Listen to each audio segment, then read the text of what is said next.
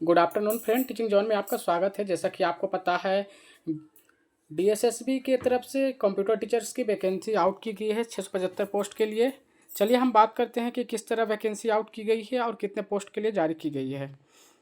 जैसे कि एडवर्टाइजमेंट संख्या आपका 0/2026 से जो एप्लीकेशन फॉर्म फिलअप होंगे वो 16/6/2026 से स्टार्ट होंगे। आपका जो लास्ट डेट है वो 15/7/2026 है। तो आपका जो बहुत सारे पोस्ट के लिए जो वैकेंसी आउट की गई है, इसमें हम कंप्यूटर टीचर की बात करें तो उसमें आपका जो क्राइटेरिया है 41/2026 ट्रेनर ग्रेजुएट टीचर टीजीटी के कंप्यूटर साइंस के जो पोस्ट निकाले गए हैं वो टोटल 675 पोस्ट के लिए वैकेंसी आउट की गई है। टोटल 675 पोस्ट है, उसमें जनरल की जो वैकेंसी है वो आपका 416 पोस्ट के लिए है। और आपका ओबीसी की जो दिल्ली ओबीसी के जो वैकेंसी है उसमें एक भी पोस्ट नहीं है। तो ओबीसी वाले कैंडिडेट्स जनरल से फाइट करेंगे। इसमें जो आपका क्राइटेरिया रखा गया है वो आपका किस तरह है, आपको जो एजुकेशनल क्वालिफिकेशन है वो क्या होना चाहिए। एजुकेशनल क्वालिफिकेशन आपका क्या होना चाहिए, पहले इसमें हम बात करते हैं एजुकेशनल क्वालिफिकेशन। देखिए, ट्रेनर ग्रेजुएट टीचर के लिए वैकेंसी आउट की गई है, उसमें 41/से पोस्ट कोड है 41/26 है। और इसमें जो नंबर ऑफ वैकेंसी की जो बात करें तो आपका 675 पोस्ट के लिए वैकेंसी आउट की गई है। आपका यूआर कैंडिडेट्स हैं तो 416 पोस्ट के लिए वैकेंसी आउट की गई है। इसमें जो एससी कैंडिडेट्स हैं 104 पोस्ट के लिए वैकेंसी आउट की गई है।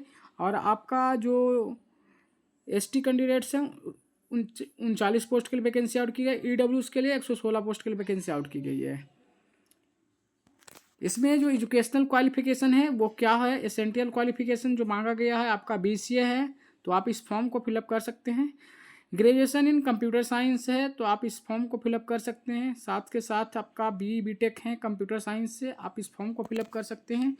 या फिर ग्रेजुएट इन ए लेवल हैं, आप डॉक से ए लेवल किए हैं, या फिर ministry of information and communication technology की तरफ से आपने एक लेवल कोर्स कर रखा है तो आप इस फॉर्म को फिलअप कर सकते हैं।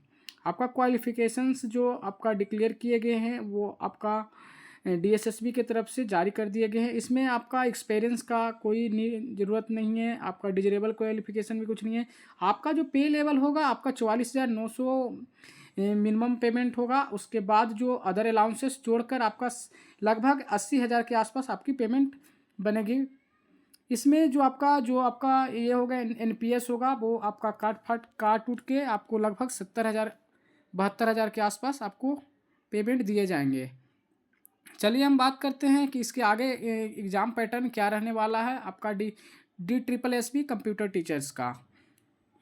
इसमें जो आपका 1 टायर में एग्ज़ाम होता है, जो अभी रिसेंटली आपका एग्ज़ाम कुछ दिन पहले हुआ था, तो उसमें जो कुछ अदर सब्जेक्ट का निकाला गया था वैकेंसी, आपका जो कंप्यूटर टीचर्स के वैकेंसी थे उसमें नहीं था।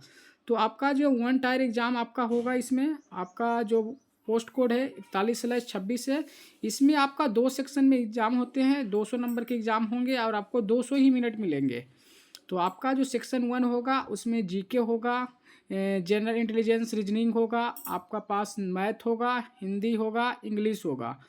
आपका जो 5 सब्जेक्ट से पूछे जाएंगे और 5 सब्जेक्ट से 20-20 मार्क्स के होंगे, तो 20 गुना 5 100 मार्क्स के हो गए। आपके पास जनरल पेपर 100 मार्क्स के होंगे और आपका जो सब्जेक्ट रिलेटेड है वो आपने जिस तरह से आपने पढ़ रखा आपने किया है उस तरह से अपने जो सब्जेक्ट है, जैसे कंप्यूटर साइंस का है तो आपका कंप्यूटर साइंस से रिलेटेड क्वेश्चन होंगे।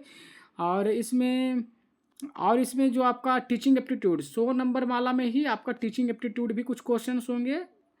तो लगभग 20 से 30 क्वेश्चन टीचिंग एप्टीट्यूड का होगा। तो इस तरह से आपका 200 मार्क्स के होंगे और 2 घंटे का टाइम, आपको 200 मिनट आपको टाइम मिलेगा। और इस एग्ज़ाम्स को क्वालिफाई करने के लिए लगभग आपको 120 मार्क्स लाना होगा, तभी आपका सिलेक्शन हो सकता है। चलिए, ऐसी इन्फॉर्मेटिव वीडियो चाहते हैं तो like and subscribe my YouTube channel. Thank you watching this video.